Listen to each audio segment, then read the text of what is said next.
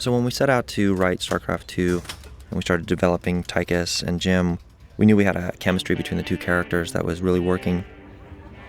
But we also knew that we wanted to have them sort of reach the boiling point, and we wanted to have some sort of conflict, and we figured what better way to do that than actually have them throw down in a bar, the bar fight, if you will. I actually think that's the working title of this piece. We should trust him now.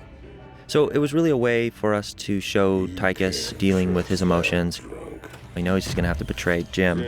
He knows it's going to get ugly. He's not happy with it, so he's drowning his sorrows in the bar, and he's spreading deceit. He's unhappy with himself, he's unhappy with the situation, and it's just a bad situation all around. And this is a way for us to show Tychus being a real instigator here.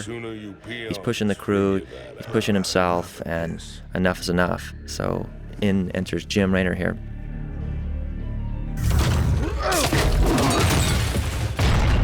It was just an exciting situation to get these two characters in a space.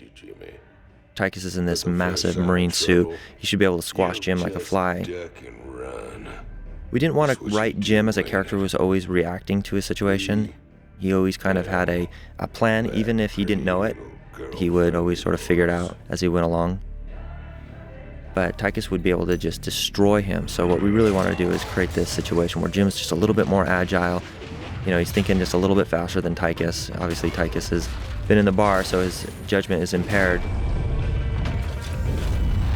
It was just super cool to get these two characters in there, throwing down, and really just explore this side of them. I mean, up until now, they've just been tag teaming these missions, and now it's coming to a head. We're really starting to take that turning point in the story.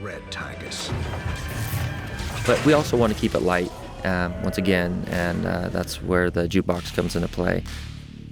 This is something that Tychus goes after, knowing that Jim is pretty protective of it. He's got this list of songs that Jim's probably spent a lot of time gathering, and Tychus goes right after it. And it was just, once again, it was a way for us to lighten up the content, keep it loose, not get too serious, but still make our point, and I think we did that really effectively here. You think he's right? So another thing that was really exciting about this game in particular was being able to utilize these sets that we created for these interactive spaces. You create these sets, and you got to think about gameplay and how people are interacting with them. So we're constantly moving objects around, and that becomes a very scary place to work in, because when you're creating a cinematic, if you move a chair or you move a table, that can actually have a negative impact on the cinematic. And so it was a balancing act. And once we started to get into our groove and we realized that we're meeting the needs of gameplay and the cinematics, we knew we were into a new territory. So it was really exciting to just get mileage out of these sets. I'm assuming it's probably similar to making television, where you create a set and then you just can keep telling stories within it. The only difference is obviously that you have to be able to click on these objects and be able to understand where you're at. So to get into a space where both were working was really exciting for us, and I'm sure we'll be doing much more of this stuff going forward into the Zerg and Protoss campaigns. But it is definitely a balancing act, and I'll tell you, at certain times it can be frustrating, but when it all comes together, it's pretty cool.